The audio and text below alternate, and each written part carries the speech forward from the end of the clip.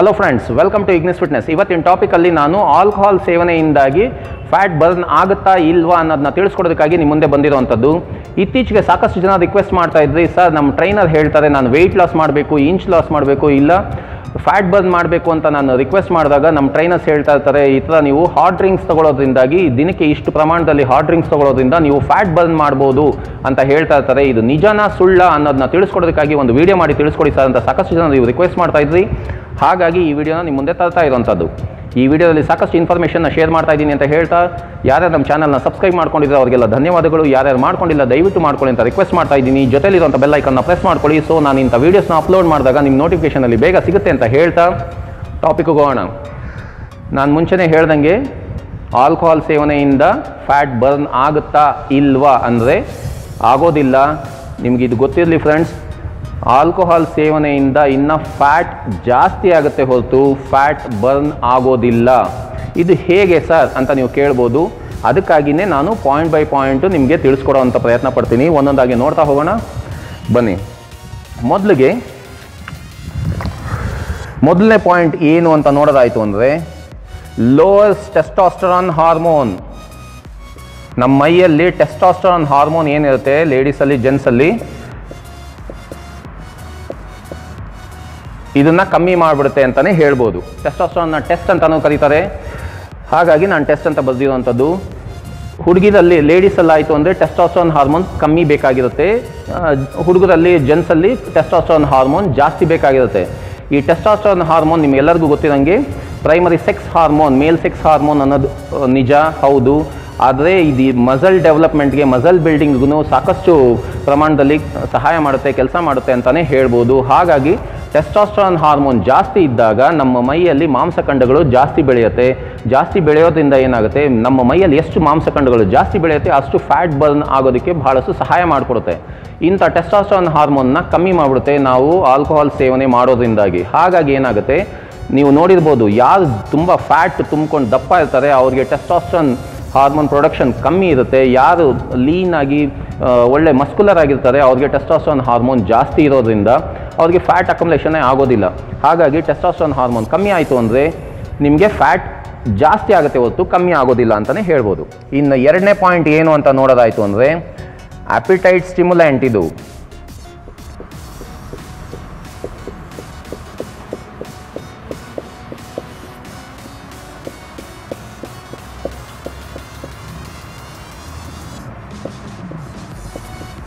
ಆಪಿಟೈಟ್ stimulant. ಇದು ಆಪಿಟೈಟ್ stimulant ಅಂದರೆ ಏನು ಸರ್ ಅಂದರೆ, ನಮ್ಮ ಹೊಟ್ಟೆ ಹಸಿನ ಜಾಸ್ತಿ ಮಾಡುತ್ತೆ ಈ ಆಲ್ಕೋಹಾಲ್ ಸೇವನೆಯಿಂದ ಅಂತಲೇ ಹೇಳ್ಬೋದು. ಯಾಕೆ ಸರ್ ಅಂತ ನೀವು ಕೇಳಿದ್ರೆ ನಿಮಗೆ ಗೊತ್ತಿರಲಿ ಫ್ರೆಂಡ್ಸ್, ನಮ್ಮ ಬ್ಲಡ್ ಶುಗರ್ ಏನಿರುತ್ತೆ, ನಮ್ಮ ಮೈಯಲ್ಲಿರುವಂಥ ರಕ್ತದಲ್ಲಿ ಏನು ಸಕ್ಕರೆಯ ಪ್ರಮಾಣ ಏನಿರುತ್ತೆ, ಇದು ಕಮ್ಮಿ ಆದಾಗಲೇ ನಮಗೆ ಹೊಟ್ಟೆ ಹಸಿ ಆಗೋವಂಥದ್ದು. ನಾವು ಆಲ್ಕೋಹಾಲ್ ಸೇವನೆ ಮಾಡೋದ್ರಿಂದಾಗಿ ನಮ್ಮ ರಕ್ತದಲ್ಲಿ ಬ್ಲಡ್ ಶುಗರ್ನ ಕಮ್ಮಿ ಮಾಡಿಬಿಡ್ತಿದ್ದು. ಹಾಗಾಗಿ ನಮಗೆ ಹೊಟ್ಟೆ ಹಸಿ ಜಾಸ್ತಿ ಆಗುವಂಥದ್ದು.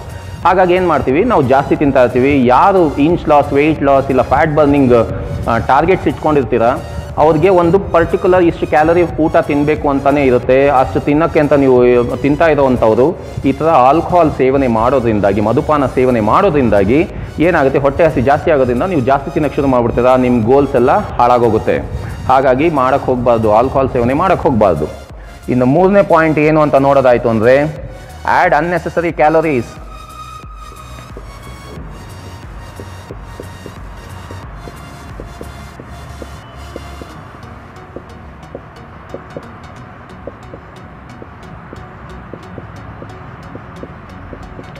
ಏನು ಸರ್ ಇದು ಅಂದರೆ, ನಿಮಗೆ ಗೊತ್ತಿರಲಿ ಫ್ರೆಂಡ್ಸ್, ಕಾರ್ಬೋಹೈಡ್ರೇಟ್ ಬಂದು 4 ಕ್ಯಾಲರೀಸ್ ಇರುತ್ತೆ, ಪ್ರೋಟೀನ್ ಬಂದು 4 ಕ್ಯಾಲರೀಸ್ ಇರುತ್ತೆ. ಇದು ಬಂದು ಮ್ಯಾಕ್ರೋ ನ್ಯೂಟ್ರಿಯೆಂಟ್ಸಲ್ಲಿ ಬರುವಂಥದ್ದು. ಕಾರ್ಬೋಹೈಡ್ರೇಟ್, ಫ್ಯಾಟ್, ಪ್ರೋಟೀನ್, ಇದು ಮೂರು ಬಂದು ಮ್ಯಾಕ್ರೋ ನ್ಯೂಟ್ರಿಯೆಂಟ್ಸಲ್ಲಿ ಬರುವಂಥದ್ದಾಗಿರುತ್ತೆ. ನಾವು ಫ್ಯಾಟ್ನ ತಿಂದು ಅಂದರೆ ಬೆಣ್ಣೆ, ತುಪ್ಪ ಇಂಥದ್ದನ್ನ ಹೊಟ್ಟೆ ತುಂಬ ತಿಂದು ಹೊಟ್ಟೆ ತುಂಬಿಸ್ಕೊಳ್ಳೋದಿಲ್ಲ. ಹಾಗಾಗಿ ನಾವು ಪ್ರೋಟೀನ್ ಮತ್ತು ಕಾರ್ಬೋಹೈಡ್ರೇಟ್ ಅಂದರೆ ರಾಗಿ, ಗೋಧಿ, ಜೋಳ ಇಂಥ ಆಹಾರನ ತಿಂತಾ ಇರ್ತೀವಿ, ಓಟ್ಸ್ ಇಂಥ ಆಹಾರನ ತಿಂತಾ ಇರ್ತೀವಿ. ಅದ್ರ ಜೊತೆಗೆ ಪ್ರೋಟೀನ್ ಆಗಿರುವಂಥ ನಾನ್ ವೆಜ್ ಆಗಿತ್ತು ಅಂದರೆ ಚಿಕನ್ನು, ಮೀನು, ಮೊಟ್ಟೆ ಈ ರೀತಿಯಂಥ ಪದಾರ್ಥಗಳನ್ನ ಸೇವನೆ ಮಾಡುವಂಥದ್ದು, ಇಲ್ಲ ಸಪ್ಲಿಮೆಂಟ್ ರೂಪದಲ್ಲಿ ಪ್ರೋಟೀನ್ನ ಸೇವನೆ ಮಾಡ್ತಾ ಇರ್ತೀವಿ. ಇದರಲ್ಲಿ ಇರುವಂಥ ಶಕ್ತಿ ಬಂದು ಹಾಗಾದರೆ ನೀವು ಇವಾಗ ನಿಮಗೆ ಒಂದು ಕ್ಲಿಯರ್ ಮಾಡೋದಕ್ಕೆ ಒಂದು ಪಾಯಿಂಟ್ ಹೇಳ್ತೀನಿ. ಕ್ಯಾಲರೀಸ್ ಅಂದರೆ ಏನು ಸರ್ ಅಂತ ನೀವು ಕೇಳ್ಬೋದು. ಕ್ಯಾಲರೀಸ್ ಬಂದ್ಬಿಟ್ಟು ಆ ಆಹಾರದಲ್ಲಿರೋವಂಥ ಶಕ್ತಿ ಅಂತಲೇ ಹೇಳ್ಬೋದು. ಒಂದು ಲೈನಲ್ಲಿ ಹೇಳ್ತಾ ಇದ್ದೀನಿ, ಆಹಾರದಲ್ಲಿರುವಂಥ ಶಕ್ತಿನ ನಾವು ಕ್ಯಾಲರೀಸ್ ಅಂತ ಕರೆಯುವಂಥದ್ದು. ಈ ಸಣ್ಣ ಪುಟ್ಟ ಅದೆಲ್ಲ ಮೆಜರ್ ಮಾಡಬೇಕಾದ್ರೆ ನಾವು ಗ್ರಾಮ್ಸ್ ಅಂತ ಹೆಂಗೆ ನೋಡ್ತೀವೋ, ಶಕ್ತಿನ ನಾವು ಲೆಕ್ಕಾಚಾರ ಮಾಡಬೇಕು ಅಂದರೆ ಕ್ಯಾಲರೀಸ್ ರೂಪದಲ್ಲಿ ಲೆಕ್ಕಾಚಾರ ಮಾಡ್ತಾ ಇರ್ತೀವಿ. ಹಾಗಾಗಿ 1 ಗ್ರಾಮ್ ಕಾರ್ಬೋಹೈಡ್ರೇಟಲ್ಲಿ 4 ಕ್ಯಾಲರೀಸ್ ಇರುತ್ತೆ, 1 ಗ್ರಾಮ್ ಪ್ರೋಟೀನಲ್ಲಿ 4 ಕ್ಯಾಲರೀಸ್ ಇರುತ್ತೆ, 1 ಗ್ರಾಮ್ ಆಲ್ಕೋಹಾಲಲ್ಲಿ 7 ಕ್ಯಾಲರೀಸ್ ಇರುತ್ತೆ, ಅದೇ ರೀತಿ 1 ಗ್ರಾಮ್ ಫ್ಯಾಟಲ್ಲಿ 9 ಕ್ಯಾಲರೀಸ್ ಇರುತ್ತೆ. ಪ್ರೋಟೀನು ಮತ್ತು ಕಾರ್ಬೋಹೈಡ್ರೇಟಲ್ಲಿ 4 ಇರುತ್ತೆ, ಆಲ್ಕೋಹಾಲಲ್ಲಿ 7 ಇರುತ್ತೆ. ಹಾಗಾಗಿ ಏನಾಯಿತು, ನಿಮಗೆ ಆಲ್ಮೋಸ್ಟ್ ದಿ ಡಬಲ್ ಕ್ಯಾಲರೀಸ್ 1 ಗ್ರಾಮಲ್ಲಿ ಸಿಗೋದ್ರಿಂದಾಗಿ ನಿಮ್ಗೇನಾಗುತ್ತೆ, ಅನ್ನೆಸೆಸರಿ ಕ್ಯಾಲರೀಸ್ನ ಆ್ಯಡ್ ಮಾಡ್ತೀರಾ. ನೀವು ಟಾರ್ಗೆಟ್ ಏನಾನ ಇಟ್ಕೊಂಡಿದ್ರೆ, weight loss, inch loss, fat ಲಾಸ್ಗೆ ಏನಾನ ಟಾರ್ಗೆಟ್ ಇಟ್ಕೊಂಡಿದ್ರೆ, ಆ ರೀತಿಯಾಗಿ ಇದ್ದಾಗ ನೀವು ಆಲ್ಕೋಹಾಲ್ ಸೇವನೆ ಮಾಡೋದ್ರಿಂದಾಗಿ ಕ್ಯಾಲರಿ ಇಂಟೇಕ್ ಜಾಸ್ತಿ ಆಗುತ್ತೆ. ಕ್ಯಾಲರಿ ಇಂಟೇಕ್ ಜಾಸ್ತಿ ಆದಾಗ ನೀವು ಫ್ಯಾಟ್ ಲಾಸ್ ಅಂದರೆ ನಿಮ್ಮ ಗೋಲ್ಸ್ನ ರೀಚ್ ಮಾಡೋಕ್ಕೆ ಆಗೋದಿಲ್ಲ ಅಂತಲೇ ಹೇಳ್ಬೋದು. ಇನ್ನು 4ನೇ ಪಾಯಿಂಟ್ ಏನು ಅಂತ ನೋಡೋದಾಯಿತು ಅಂದರೆ ಪೋಸ್ಟ್ ಮಾರ್ನಿಂಗ್ ಹ್ಯಾಂಗ್ ಓವರ್. ಇದು ಕುಡಿಯೋವಂಥವ್ರಿಗೆ ಸಾಕಷ್ಟು ಜನಕ್ಕೆ ಇದು ಎಕ್ಸ್ಪೀರಿಯನ್ಸ್ ಆಗಿರುತ್ತೆ.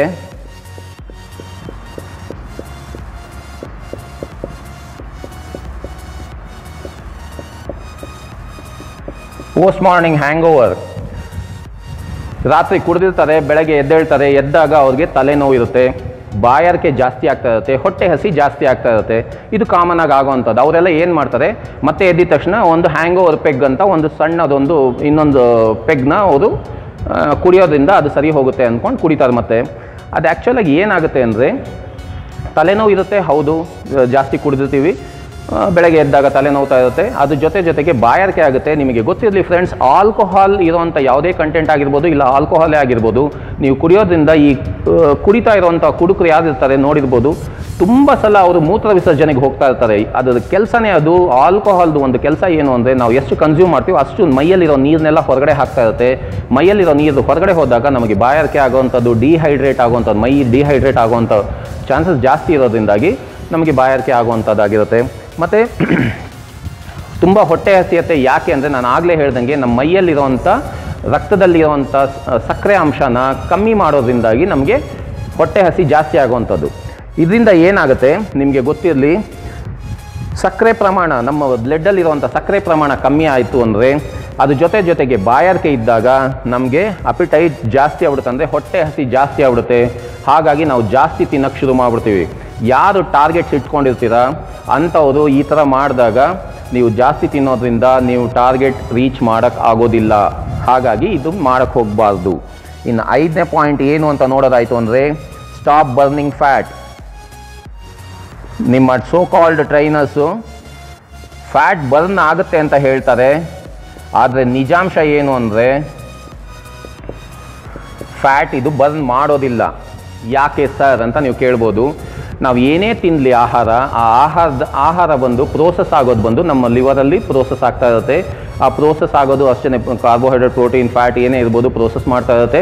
ಆ ಪ್ರೋಸೆಸ್ ಮಾಡಬೇಕಾದ್ರೆ ಏನಾಗುತ್ತೆ, ನಾವು ಈ ಥರ ಆಲ್ಕೋಹಾಲ್ ಸೇವನೆ ಮಾಡೋದ್ರಿಂದ ನಾವು ತಿಂದಿರೋ ಆಹಾರನ ಪ್ರೋಸೆಸ್ ಮಾಡೋಕ್ಕೆ ಹೋಗೋದಿಲ್ಲ, ಆಲ್ಕೋಹಾಲ್ನ ಪ್ರೋಸೆಸ್ ಮಾಡೋಕ್ಕೆ ಶುರು ಮಾಡುತ್ತೆ, ಬ್ರೇಕ್ ಡೌನ್ ಮಾಡೋಕ್ಕೆ ಶುರು ಮಾಡಿಬಿಡುತ್ತೆ. ಆಲ್ಕೋಹಾಲಲ್ಲಿ ಅಂದರೆ ಮಧುಪಾನನ ಬ್ರೇಕ್ ಡೌನ್ ಮಾಡಿ ಅದನ್ನು ಆದಷ್ಟು ಬೇಗ ಮೈಯಿಂದ ಹೊರಗಡೆ ಹಾಕೋಕ್ಕೆ ಟ್ರೈ ಮಾಡ್ತಾ ಇರುತ್ತೆ. ಹಾಗಾಗಿ ನಾವು ತಿಂದಿರೋ ಆಹಾರ ಜೀರ್ಣ ಆಗೋದಿಲ್ಲ. ಜೀರ್ಣ ಆಗದೆ ಇರೋದು ಮಲಬದ್ಧತೆ, ಮೂತ್ರ ವಿಸರ್ಜನೆ ಹೋಗಬೇಕಾಗಿರುತ್ತೆ. ಹೋದರೆ ಸರಿ, ಹೋಗಲಿಲ್ಲ ಅಂದರೆ ಅದು ಫ್ಯಾಟ್ ಆಗಿ ಕನ್ವರ್ಟ್ ಆಗಿಬಿಡೋವಂಥದ್ದು. ಹಾಗಾಗಿ ನಿಮಗೆ ಫ್ಯಾಟ್ ಬರ್ನ್ ಮಾಡೋವಂಥ ಪ್ರೋಸೆಸ್ಗೆ ಬಾಡಿ ತೊಗೊಂಡು ಹೋಗೋದಿಲ್ಲ ಸಾರಿ ಆಲ್ಕೋಹಾಲ್ ಸೇವನೆಯಿಂದ ಅಂತಲೇ ಹೇಳ್ಬೋದು. ಹಾಗಾದರೆ ನಿಮಗೊಂದು ಪ್ರಶ್ನೆ ಕಾಡ್ಬೋದು, ಇವಾಗ ನಾನು ಕುಡಿಲೇಬೇಕಾಗಿರುವಂಥ ಒಂದು ಪರಿಸ್ಥಿತಿ ಇದೆ, ಕುಡಿದಾಗ ಅದು ಎಷ್ಟೊತ್ತು ನಮ್ಮ ಮೈ ಮೇಲೆ ಎಫೆಕ್ಟ್ ಇರುತ್ತೆ ಸರ್ ಅಂತ ನೀವು ಕೇಳಿದ್ರೆ, ನಿಮಗೆ ಗೊತ್ತಿರಲಿ ಫ್ರೆಂಡ್ಸ್, 6 ರಿಂದ 8 ಅವರ್ ಆ್ಯಾವ್ರೇಜ್ ಆಗಿ ನಿಮಗೆ ಇದು ಎಫೆಕ್ಟ್ ಇರುವಂಥದ್ದು. ಹಾಗಾಗಿ ನೀವು ಕುಡ್ದಿದ್ದೀರಾ ಅಂದರೆ 6 ರಿಂದ 8 ಗಂಟೆ ಟೈಮ್ ನಿಮಗೆ ಈ ಥರದೊಂದು ಪ್ರಾಬ್ಲಮ್ಸ್ ಆಗುವಂಥದ್ದಾಗಿರುತ್ತೆ. ಇದು ಒಂದು ಪಾರ್ಟ್ ಆಫ್ ದ ವಿಡಿಯೋ ಆಯಿತು.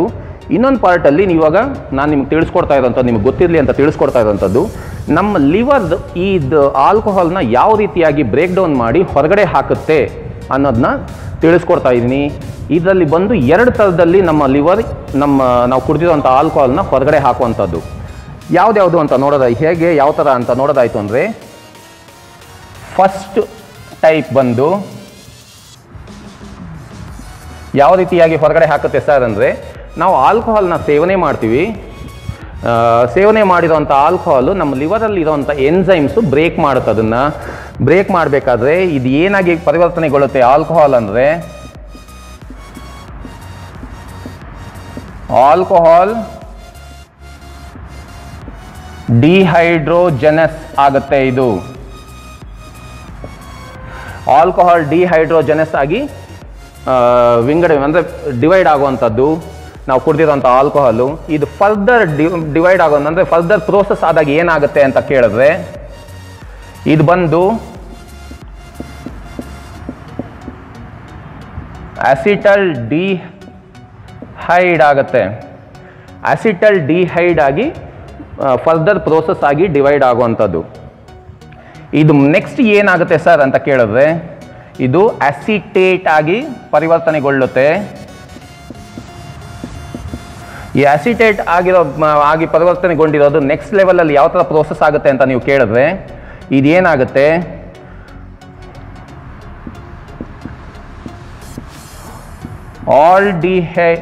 ಆಲ್ಡಿಹೈಡ್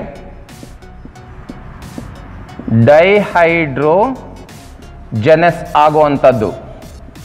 ಆಲ್ಡಿಹೈಡ್ ಡೈಹೈಡ್ರೋಜನಸ್ ಆಗಿ ಪರಿವರ್ತನೆಗೊಳ್ಳುವಂಥದ್ದು. ಇದು ನೆಕ್ಸ್ಟ್ ಲೆವೆಲಲ್ಲಿ ಏನು ಪ್ರೋಸೆಸ್ ಆಗುತ್ತೆ ಸರ್ ಅಂತ ನೀವು ಕೇಳಿದ್ರೆ, ಕಾರ್ಬನ್ ಡೈಆಕ್ಸೈಡ್ ಮತ್ತು ವಾಟರ್ ಆಗಿ ಹೊರಗಡೆ ಬಂದ್ಬಿಡುತ್ತೆ.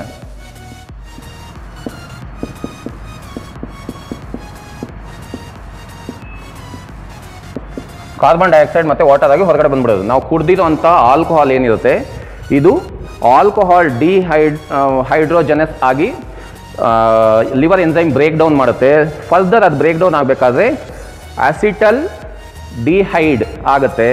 ಅಸಿಟಲ್ ಡಿಹೈಡ್ ಆಗಿರೋದು ಫರ್ದರ್ ಬ್ರೇಕ್ ಡೌನ್ ಆಗಬೇಕಾದ್ರೆ ಅಸಿಟೇಟ್ ಆಗಿ ಬ್ರೇಕ್ ಡೌನ್ ಆಗಿರೋದು ಆಗುತ್ತೆ. ಅದು ನೆಕ್ಸ್ಟ್ ಲೆವೆಲ್ ಬ್ರೇಕ್ ಡೌನ್ ಆಗಬೇಕಾದ್ರೆ ಆಲ್ಡಿಹೈಡ್ ಡೈಹೈಡ್ರೋಜನಸ್ ಆಗಿ ಡಿವೈಡ್ ಆಗುವಂಥದ್ದು. ಅದು ಫರ್ದರ್ ಬ್ರೇಕ್ ಡೌನ್ ಅಂದರೆ ಫರ್ದರ್ ಜೀರ್ಣ ಆದಮೇಲೆ ಅದು ಕಾರ್ಬನ್ ಡೈಆಕ್ಸೈಡ್ ಮತ್ತು ವಾಟರ್ ಆಗಿ ನಮ್ಮ ಮೈಯಿಂದ ಹೊರಗಡೆ ಹೋಗುವಂಥದ್ದು. ಇದು ಮೊದಲನೇ ಟೈಪು ಸ್ವಲ್ಪ ದೊಡ್ಡದಾಗಿರುವಂಥ ಒಂದು ಪ್ರೋಸೆಸ್ ನಡೆಯುವಂಥದ್ದು. ಇನ್ನು ಎರಡನೇ ಟೈಪ್ ಯಾವ ಥರ ಇರುತ್ತೆ ಅಂತ ನೋಡಿದ್ರೆ, ಎರಡನೇ ಟೈಪಲ್ಲಿ ಯಾವ ಥರ ಹೊರಗಡೆ ಹಾಕುತ್ತೆ ಅಂತ ನೋಡಿದ್ರೆ,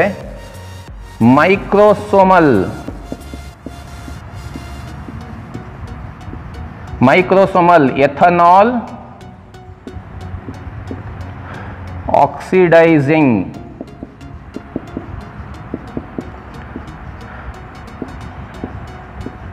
ಈ ಸಿಸ್ಟಮ್ ಮೂಲಕ ಹೊರಗಡೆ ಹಾಕುವಂಥದ್ದು. ಇದು ಯಾವಾಗ ಮಾಡುತ್ತೆ ಅಂತ ನೀವು ಕೇಳ್ಬೋದು. ಇವಾಗ ಈ ಟೈಪ್ 2 ಏನು ಪ್ರೋಸೆಸ್ ನಡೆಯುತ್ತಲ್ಲ, ಇದು ನಾವು ತುಂಬ ಜಾಸ್ತಿ ಆಲ್ಕೋಹಾಲ್ನ ಸೇವನೆ ಮಾಡಿದರೆ ಆ ಟೈಮಲ್ಲಿ ಈ ಪ್ರೋಸೆಸ್ ಮಾಡುತ್ತೆ. ಇದು ತುಂಬ ಈಸಿ ಪ್ರೋಸೆಸ್. ಇದು ಬಾಡಿ ಒಂದು ಪ್ರೋಸೆಸ್ ಮಾಡಿ ಆದಷ್ಟು ಬೇಗ ಹೊರಗಡೆ ಆಗ್ತಾ ಇರುತ್ತೆ. ಯಾಕೆ ಅಂದರೆ ನಾವು ಜಾಸ್ತಿ ಕುಡಿದಿರೋದ್ರಿಂದ ಅದು ಬೇಗ ಅದನ್ನು ಪ್ರೋಸೆಸ್ ಮಾಡಿ ಹೊರಗಡೆ ಹಾಕಬೇಕಾಗಿರುತ್ತೆ. ಹಾಗಾಗಿ ಈ ಸಿಸ್ಟಮ್ನ ಈ ಟೈಪಲ್ಲಿ ಅದನ್ನು ಬ್ರೇಕ್ ಡೌನ್ ಮಾಡುವಂಥದ್ದು.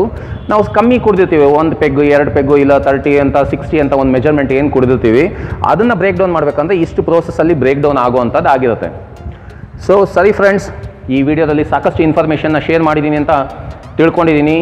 ನಿಮ್ಮ ಸೋ ಕಾಲ್ಡ್ ಟ್ರೈನರ್ಸ್ ಇನ್ಮೇಲೆ ನಿಮಗೆ ನಾನು ಫ್ಯಾಟ್ ಲಾಸ್, ವೆಯ್ಟ್ ಲಾಸ್ ಇಲ್ಲ ಇಂಚ್ ಲಾಸ್ ಮಾಡಬೇಕು ಅಂತ ನೀವು ಕೇಳಿದಾಗ, ನೀವು ಹಾಟ್ ಡ್ರಿಂಕ್ಸ್ ತೊಗೊಳ್ಳಿ ಇಲ್ಲ ವೈನ್ ತೊಗೊಳ್ಳಿ ಬಿಯರ್ ತೊಗೊಳ್ಳಿ ಅಂತ ನಿಮಗೆ ಹೇಳ್ತಾ ಇದ್ದರೆ ಅವ್ರಿಗೆ ಈ ವಿಡಿಯೋ ತೋರಿಸಿ ಎಜುಕೇಟ್ ಮಾಡಿ, ನೀವು ಇಂಥ ಕೆಲಸನೆಲ್ಲ ಮಾಡೋಕ್ಕೆ ಹೋಗಬೇಡಿ, fat loss, inch loss, weight loss ಮಾಡೋದಕ್ಕೆ ನೀವು ಆಲ್ಕೋಹಾಲ್ ಸೇವನೆ ಎಲ್ಲ ಮಾಡೋಕ್ಕೆ ಹೋಗಬೇಡಿ ಅಂತ ರಿಕ್ವೆಸ್ಟ್ ಮಾಡ್ತಾ, ಇದರಲ್ಲಿ ಈ ವಿಡಿಯೋದಲ್ಲಿ ಸಾಕಷ್ಟು ಇನ್ಫಾರ್ಮೇಷನ್ನ ನಿಮ್ಮ ಜೊತೆ ಶೇರ್ ಮಾಡಿ ಹಂಚ್ಕೊಂಡಿದ್ದೀನಿ ಅಂತ ಅಂದ್ಕೊಂಡಿದ್ದೀನಿ. ಈ ವಿಡಿಯೋನ ಇಲ್ಲಿಗೆ ಮುಗಿಸ್ತಾ ಇದ್ದೀನಿ. ನೆಕ್ಸ್ಟ್ ವಿಡಿಯೋದಲ್ಲಿ ಸಿಗೋ ತನಕ stay fit, stay healthy. Till then, bye ಬಾಯ್.